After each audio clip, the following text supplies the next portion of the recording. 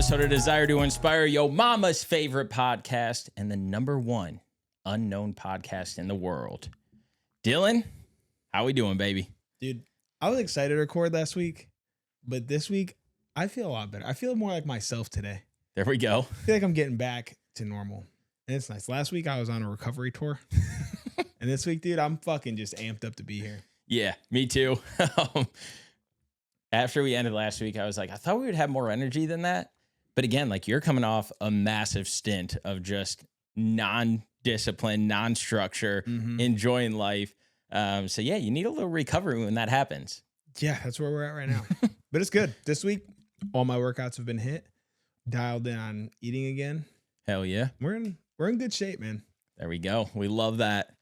Love that. Now the chaos starts for me. You're handing the baton off officially. Yeah, and it's not like that means it stops for me. That means I just get to come along for the ride. That's true.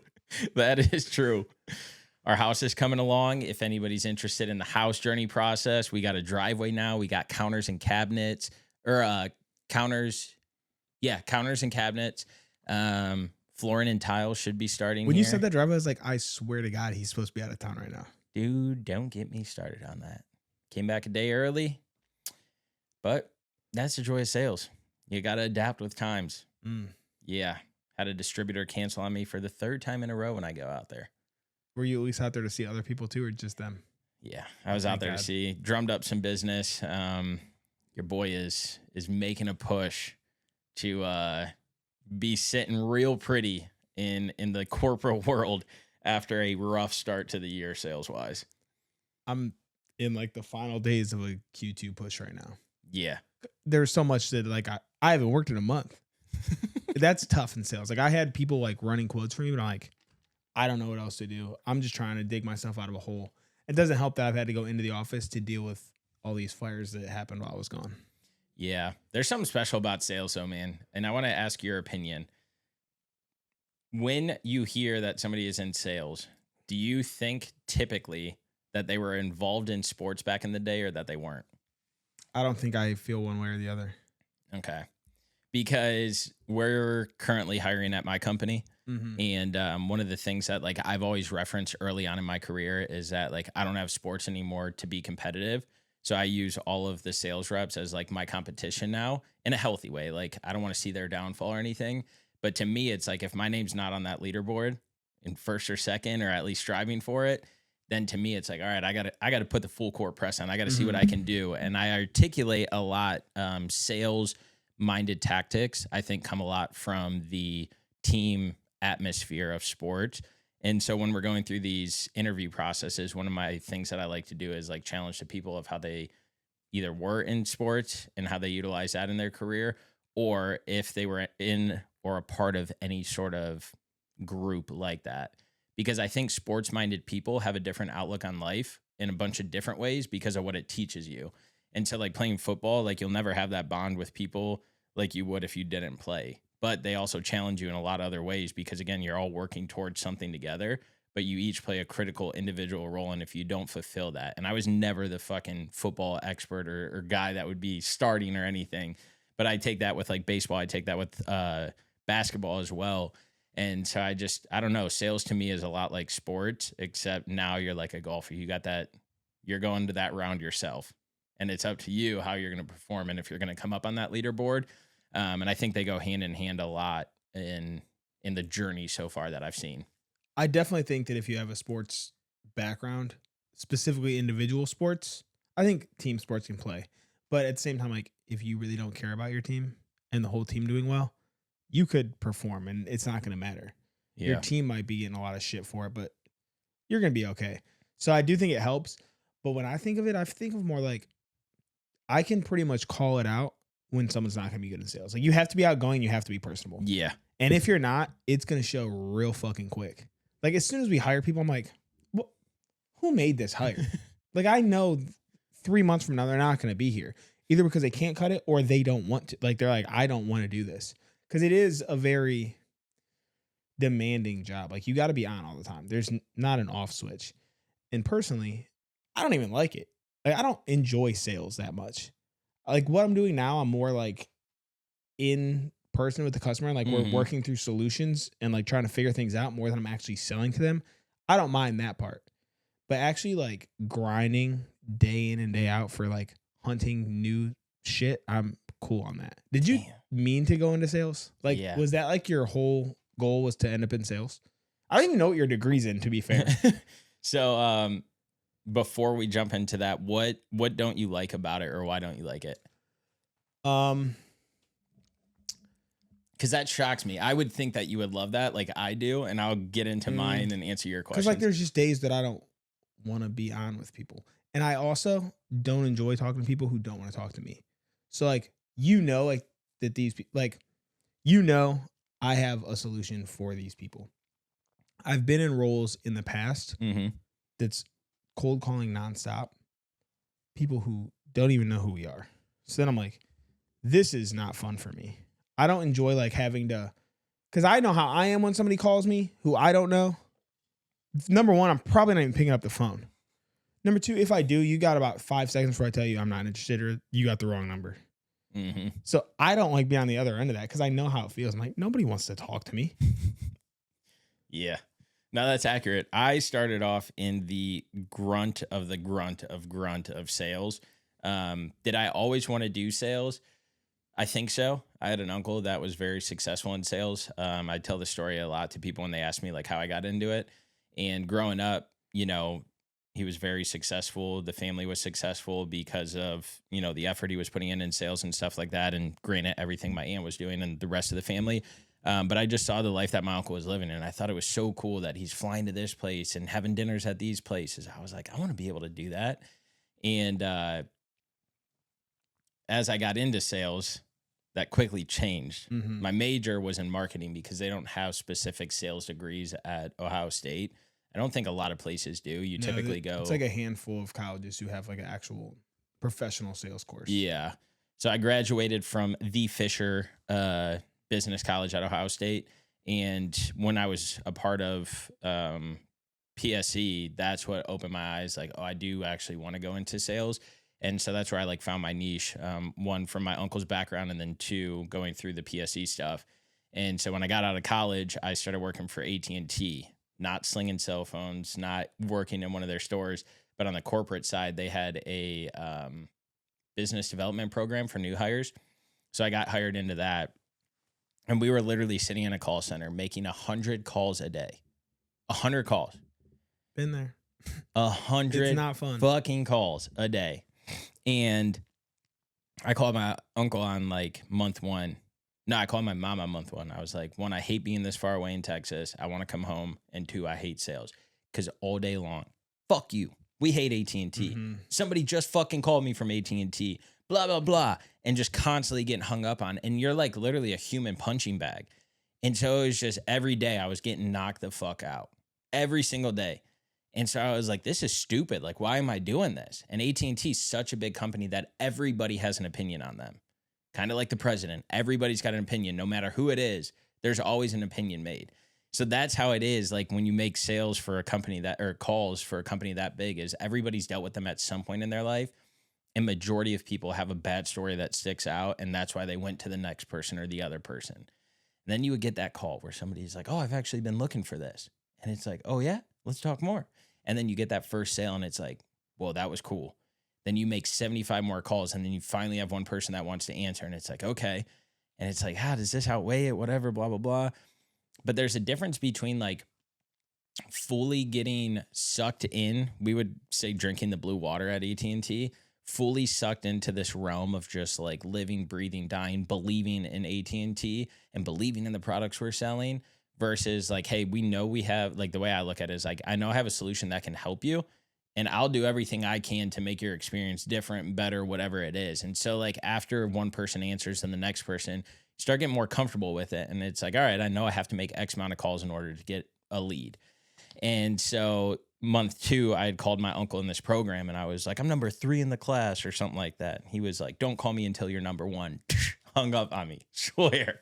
And so then the next month I was 3 that month. I was 2 the next month. And then it took me like one more month to get like number 1. And so I called him when I was number 2. I was like, I'm number 2 now. He's like, you're not number 1. And so I started getting the hang of it, started seeing the success, and I was like, all right, I kind of like this hunger. And that's when it clicked for me, like sports. And so there was 58 people in our class that I was competing against. And That's a so lot.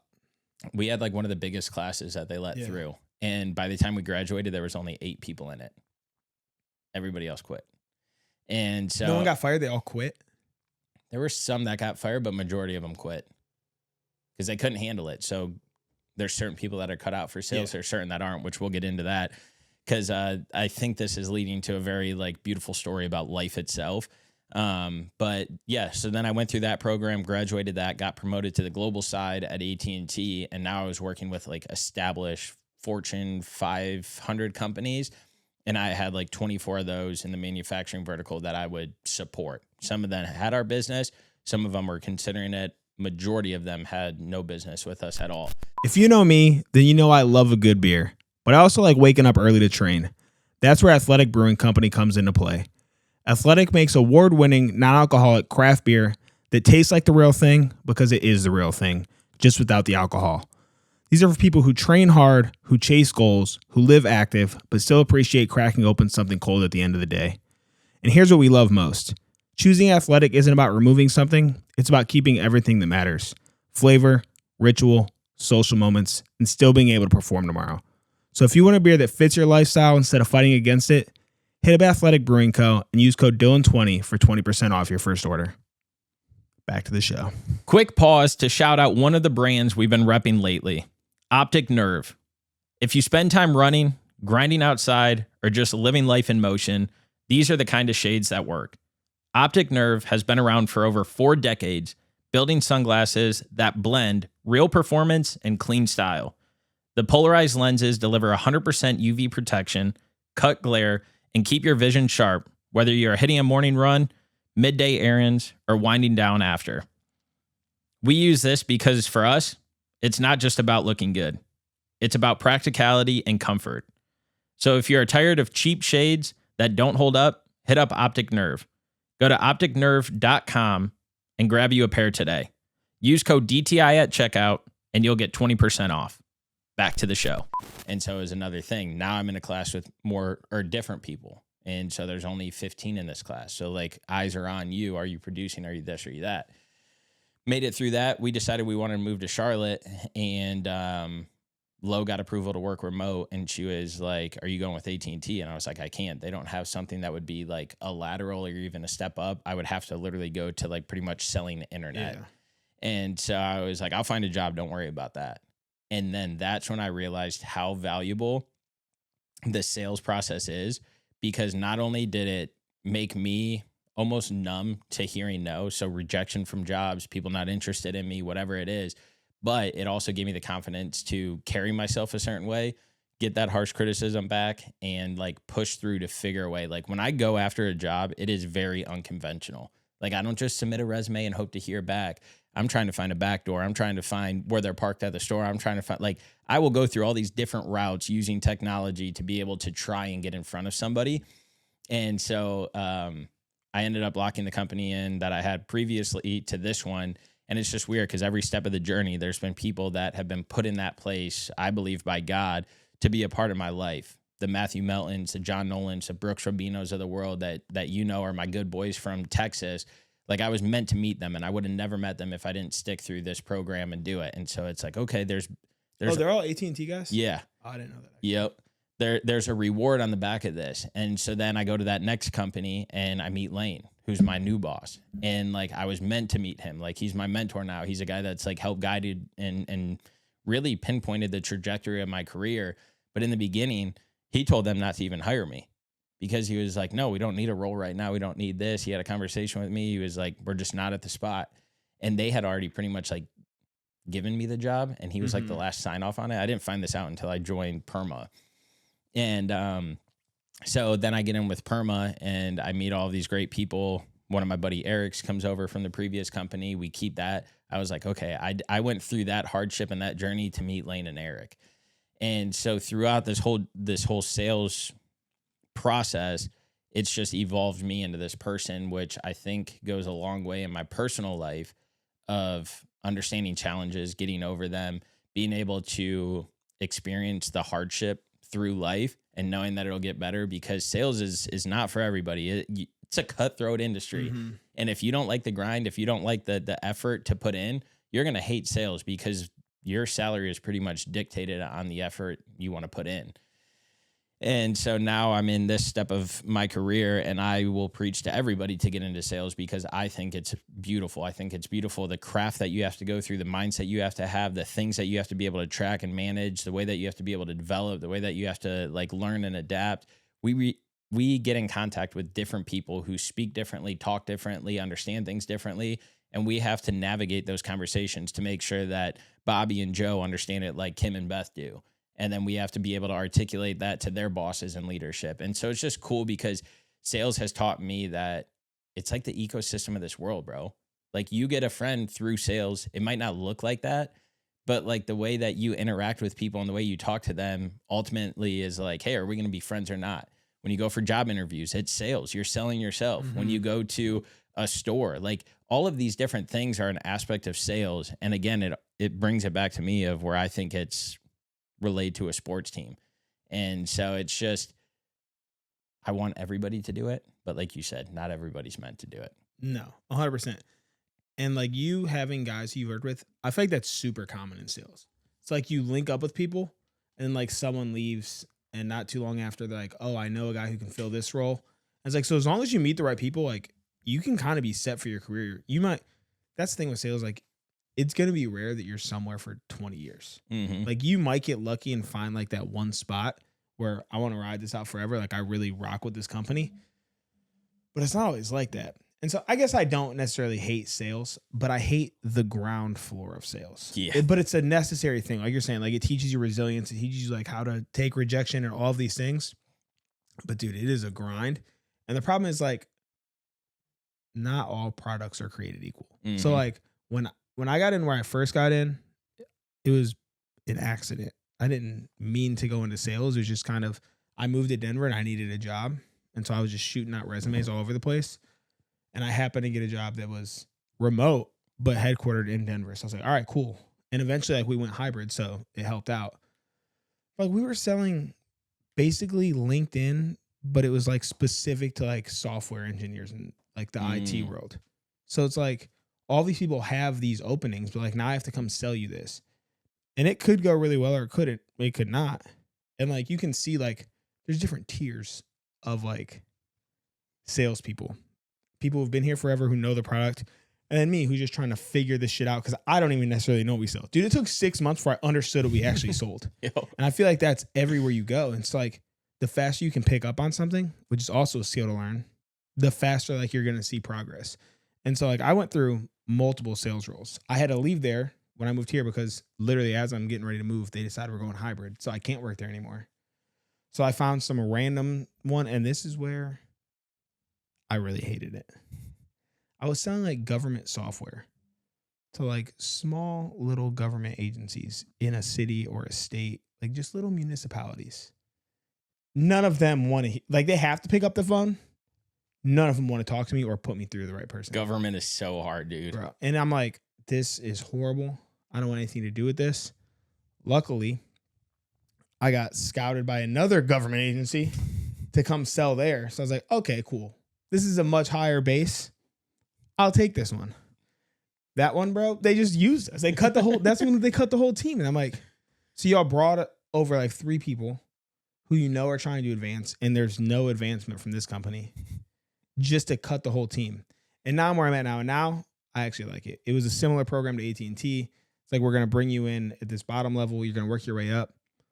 This was a little more cutthroat than AT&T. A lot more people got fired than quit. Mm-hmm. But you still had people who quit because they can't cut it. And now it's like, I was the top of that class, and then we moved up, and like, that performance put me in the spot that I'm in now, where now I'm a part of a bigger team selling to one big national client instead of having to go out and hunt all these little things. Yeah. And like, it's easy for people to say, oh, he got lucky. Like, I also worked my ass off to be put in the position to get where I'm at. So I think you're right. Like, there's a lot of good that comes out of sales. I'll never knock that. Yeah. Like, it teaches you a lot of good life skills. But if I ever had to start back at the bottom, I don't think I'd want to do it again. Hell no, dude. Hell no. Me and Matt Melton talk all the time. I love how I'm using everybody's first and last name. We were just talking about like every time we link up. I saw him this past week. I don't want to hang out with you anymore, Matt, by the way. Worse than when Justin came? Probably because I had to get up so early. Like I couldn't sleep it off. In Georgia? Yeah.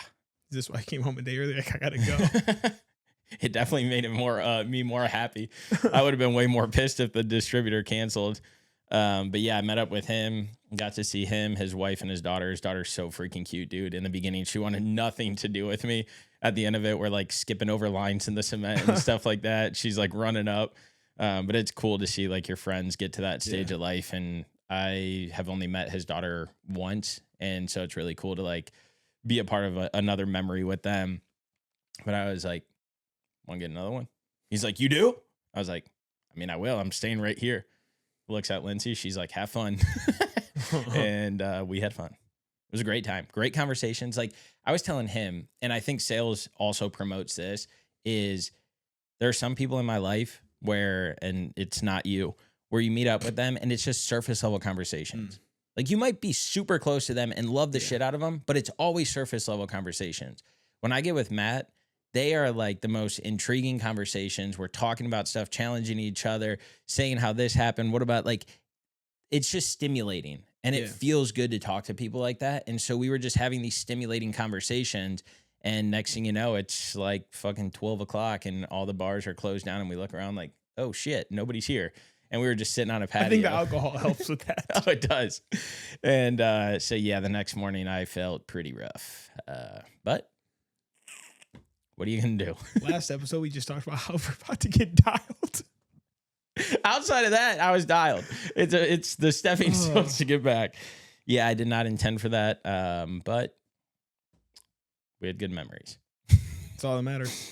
But yeah, so, and like even from those conversations and stuff and like time this back into sales is we have to remember that we as humans, no matter if you're in sales or aren't in sales, we're selling ourselves every single day. We're selling the life that we want to live. We're selling the dreams and goals that we want, because even though you're not going out and selling it to somebody, you're selling it to yourself. And I think that this is where it's like super impactful, is that every time that we say we want to go after something and achieve it, it is on us to make that happen. And so we have to put in the work, we have to put in the discipline in order to see the results pay off. And those results paying off is the product that you're selling or the effort that you put in to sell that product to get that sale. And so I think a lot of people could use sales to switch their mindset and understand that everything fucking takes time. Because I look at like DTI and what we're building and stuff like that, and I'm like, dude, I have generated over $15+ million in my sales career. If I can get a 1% of that for us. But again, it's like, what are you willing to sacrifice and do to see the results? And so I was telling you with the journals, sales have been great in the beginning, but then our normal lives are going on. We're traveling, I'm traveling. We have to meet shipping deadlines so that way our account doesn't get closed down. Right. And so it's figuring out, just like a business would, how do we get these in people's hands without us having to do as much? How do we promote these more without having to worry about the back end stuff so we can sell more? And so that's what it is, because again, just like the products that we sell, I wouldn't say like I believe in them. Like I believe in what I'm selling because I know it does play a huge benefit in these things, but I don't emotionally attach myself to the products, to the price, to the, like, I believe in what the company's doing and I like the way that they treat me. And I know that my solution can help people. So I'm going to go out there and sell it. But you think that I was going to, back in the day, I would have said that I was going to sell like luxury something or high end something that I really like, right? Not single point lubricators. Like never in my, you could have asked me 1,000 things and that would have not been on the list. Would you even have known what a single point lubricator was? That's why I wouldn't be on the list.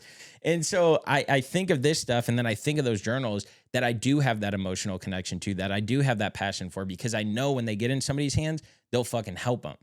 So now it's on us to figure out, how do we do that while we still live our life, to hopefully be able to retire from one life and keep pushing this brand with the merch that we sell, with this, with whatever it is, the apparel, not merch.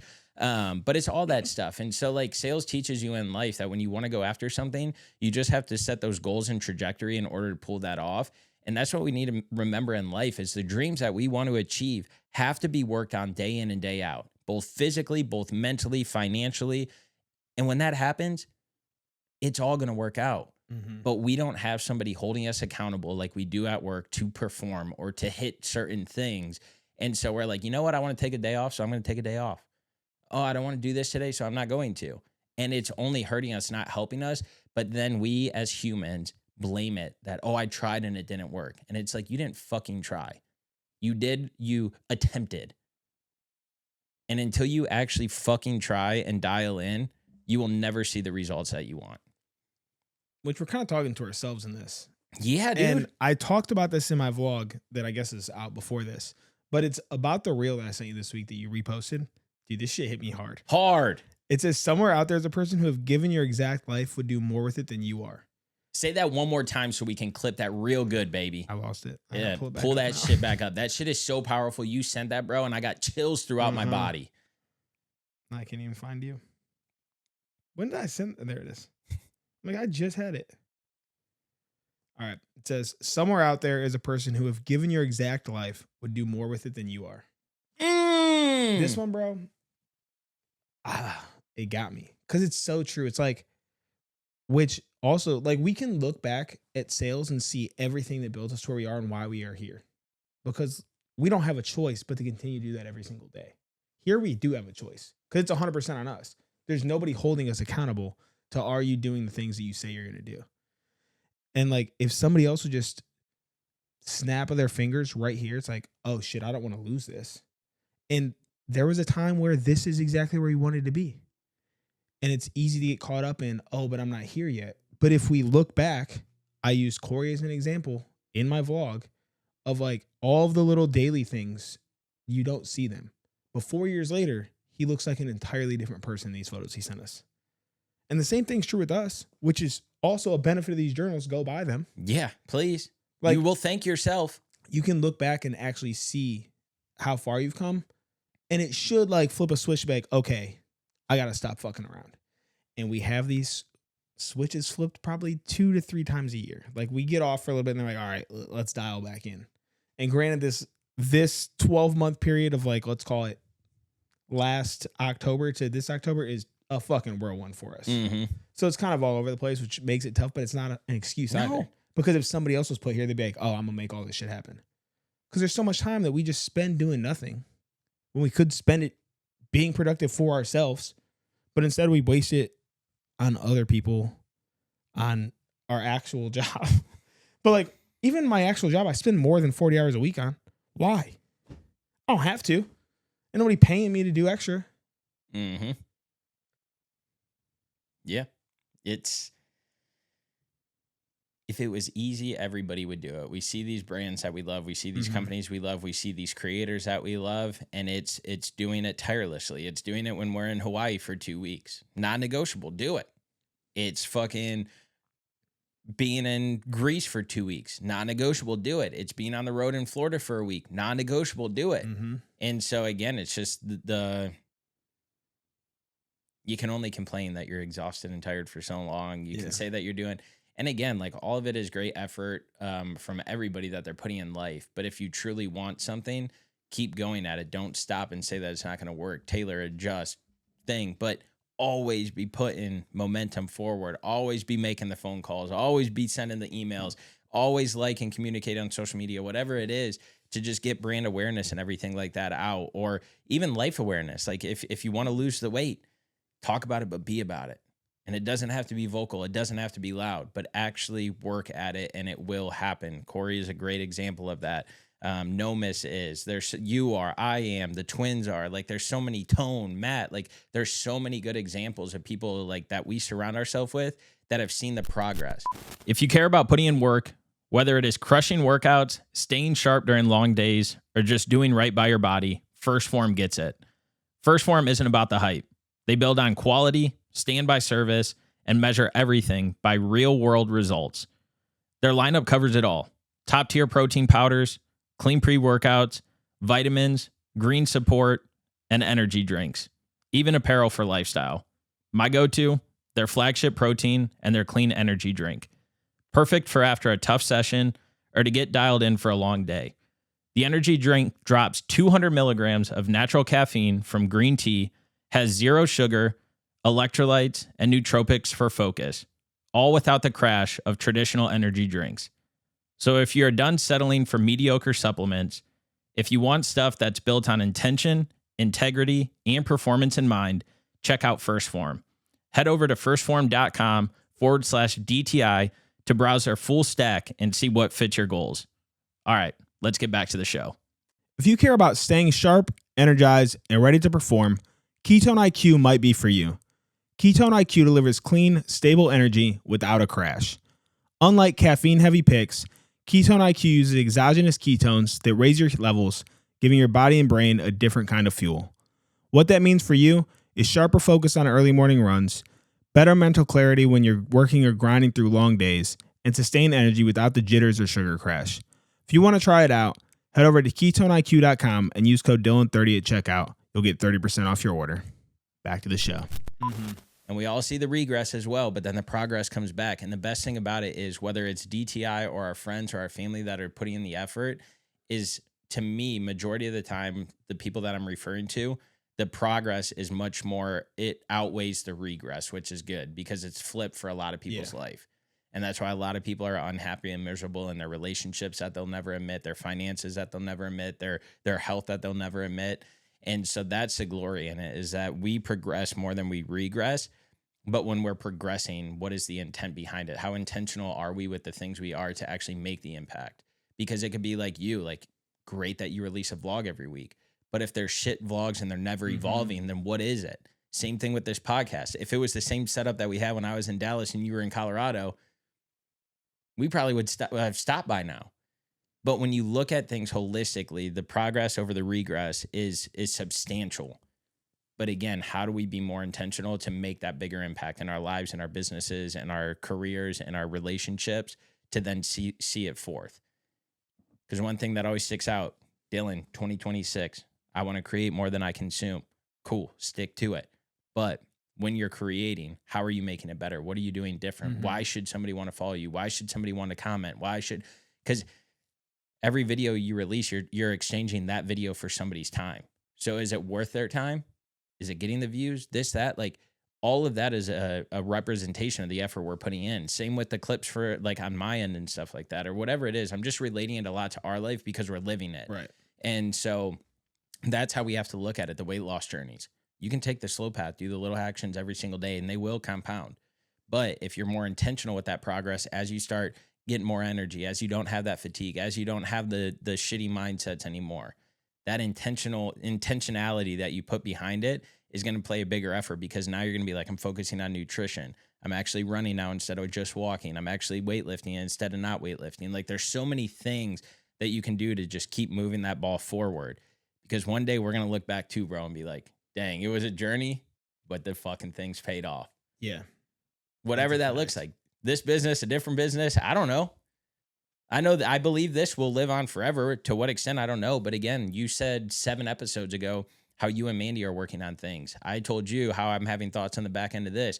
Like, there's so many things that play a factor, and this is teaching us something to get it up there, but also, how do I create the life that I want outside of fucking corporate? And that might be another direction that brings everything. That might be this, that, but it's all an experimentation, man. There's not a blueprint. Noma said it fucking perfectly.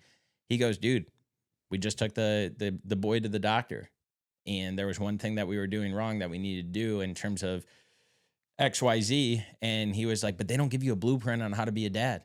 He's like, so how do we know? We thought we were doing this right. And so that's life. That's business building. That's everything, bro. There's no blueprint, but it's all trials and tribulations. What works, what doesn't work. How do you adapt? How do you overcome? And it's just, it makes it fun. The only thing that you can really do is stay consistent. And it's boring, but we preach it every single week. But also, consistency is always not going to work. Sometimes you be consistent as fuck and it's still not going to happen. The whole time I was gone, I never missed a post. I posted every single day that I was gone. But some of them for like a week stretch had to be scheduled because didn't have any service. I couldn't engage with anything. No reach, bro. I'm talking like 2 plays. Damn. The difference between like being able to engage with content before and after you post and just blindly posting is insane. If I get on 10 minutes before and I'm just like organically engaging with things, then I post and I'm on for like 5 to 10 more minutes after, boost it immediately. If I just post and sit there, nothing, dude. Wow. Like it wants you to be in the app doing things and it rewards you for it, which is a fucking problem. Yeah. Honestly. Like it's a real problem. It's crack cocaine. Like sometimes I'll like start to like engage because I'm getting ready to post, and then like a work call will pop up or something will happen. I'm like, well, I just wasted 10 minutes because I can't post and get off now. Like I gotta wait. But like consistency is not always gonna work either. There is no blueprint. It doesn't matter if you do everything right. This shit still might not happen for you. Mm-hmm. But are you gonna be like, okay, that's it, and not try again? Or are you gonna be like, all right, let's keep at it. Eventually something's gonna work out. Yeah. That's a fucking story of life right there, man. Mm-hmm. That is the story of It's life. why most people fail. Because they can, which is back sales, we can take rejection. I hear no way more than I fucking hear yes. 100%. But most people can't handle that. Most people hear no and they hear, oh, my idea sucks, or people don't want this, or like whatever it is, it's just doubt and fear in your own mind, and you let it get to you. But if you tell the right person, all it takes is one person. You only need one yes. Yeah. Doubt and fear. I heard somebody ask somebody the other day, show I was watching, a movie I was watching, something I was watching like right before bed, just letting my mind. And they said, they asked him a question along the lines of like, how do you adapt to failure? Or how do you take on failure? Or like, do you like or hate failure? Something like that. And the whole premise of it was this really good conversation around like how they treat people, how they act, how they this, and then like their dreams got brought up, and they were like, does it scare you to fail?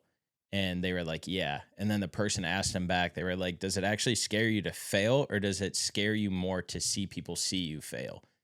And they just sat there, and the person like elaborated a little more. They were like if you went to Alaska and you could do anything and there's nobody around you, would you go after it? And would you try it? And they were like, yeah. And they were like, so you're scared to see people fail. You're not scared of failure.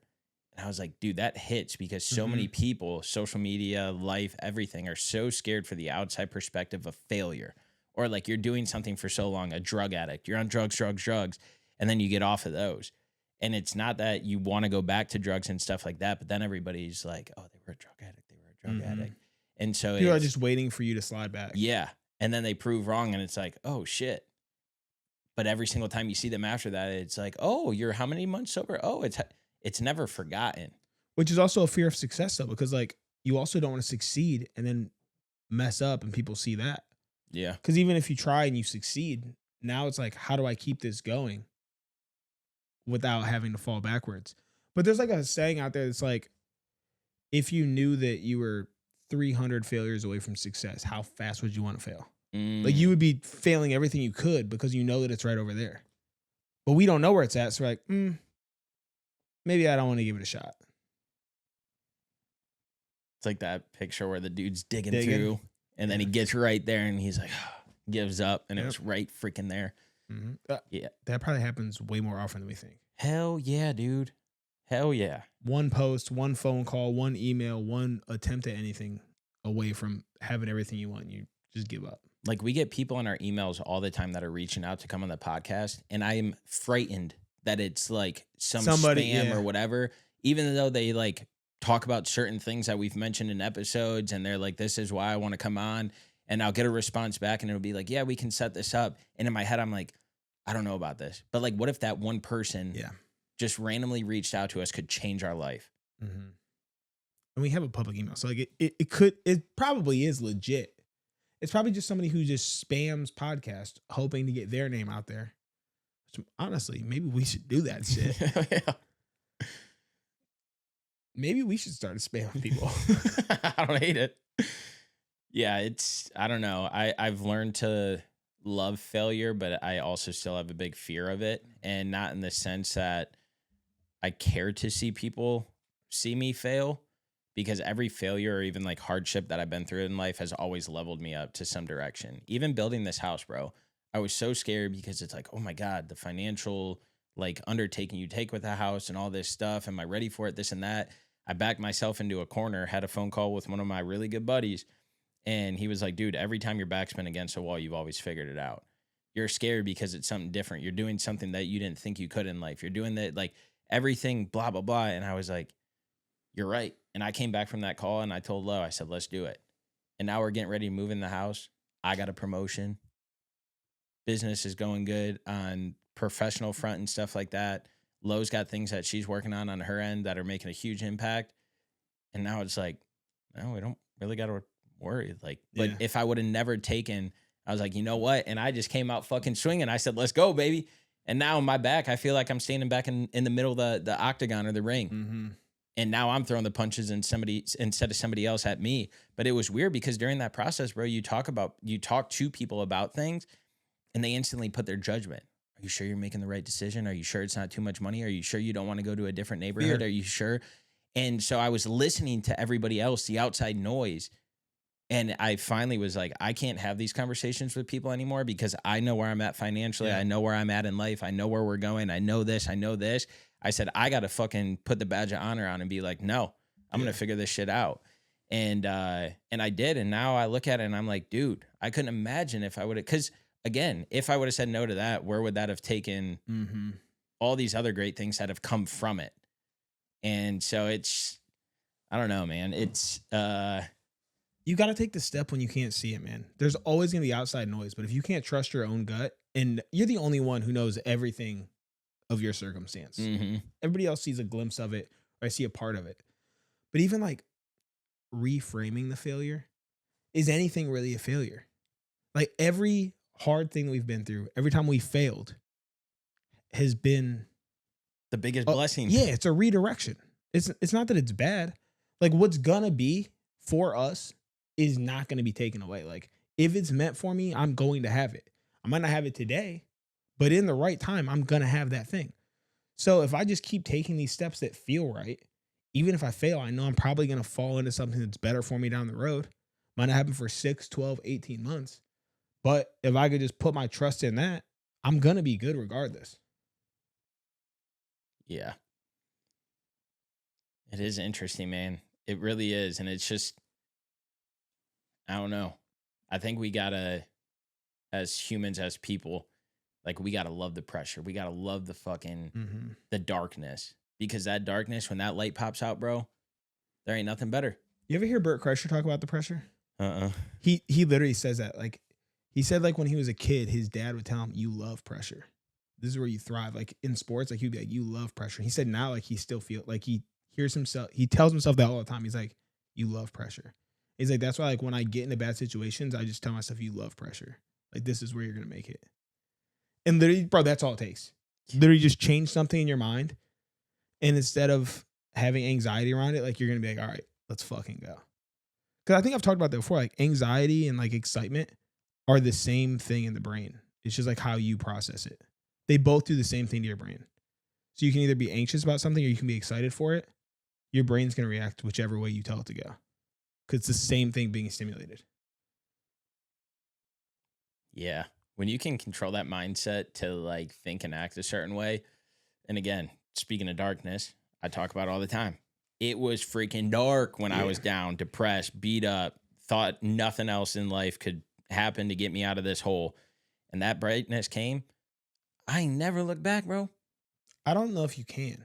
I think like once you like truly pull yourself all the way out and reframe things, I truly don't think you can go back there. I don't either. I don't know what will put me there. Yeah. And we got people that are close to us, some that we train and stuff like that, that were in that position as well. And look at them now. Yep. But it's always constant reminder, like the successes are great. The accolades are great. Crossing the finish line is great. But like, dude, it's all of the fucking hard things that stick out in my head. And those are so much better because again, they all lead to way bigger things than crossing that finish line. Yeah. And it's like when people are like, it just always happens to me. It always happens to me. And I'm like, your fucking mindset does it to you. Nobody else does. God's not just waving a wand over you and being like, make their life shitty, make their life shitty. He's trying to teach you lessons. If you want a new job, go fucking get the new job. If you want to get in better financial stance, make the effort to do it. If you want to find a significant other, then stop having a shitty mindset, because why would he put you with somebody just to make their life miserable because you don't see the value in yourself? And that is solely the main reason why most people cannot get out of their own way, is because they truly do not believe in themselves. They take all the hardship, all the failure, all the this that happened to me, and they want people to feel bad for them. And every time they talk to somebody, it's a lot easier for people to be like, oh, you're right. Oh, that is really hard. Versus going to somebody and being like, I'm a millionaire, I did this. People don't give a shit about that. And so you're throwing this pity party for yourself. And I can't find a way to help people cope with it other than put fucking action in, because all of this poor me, why me stuff is teaching you the biggest lessons, but you're not letting your mind open up enough to see what those lessons are that God is giving you. I can't relate to a victim, bro. I hate that shit. Oh, man. If we weren't 42 minutes into this episode, I would go ballistic right now, dog. I am fired up about this because it's so true. Change your fucking perspective about things and life will fucking change. Take a note. We can probably make the whole next episode about this. Yeah, we might have to. That's all we got for y'all today. Have a freaking great life. Make the dream life that you want happen and go out there and conquer the dreams. It's going to take time. It's not going to come easy. You are going to adjust. You are going to change the direction multiple times, but put the action in every single day to be intentional behind the process. When you're intentional with it, you will see growth, you will see success, and you will start seeing things change. But your mindset plays the biggest factor. And if you don't believe in yourself, then why should anybody else? Have the desire to inspire. Go out there, kiss your mama for us, and have a great day. That's all we got. It's on. Peace.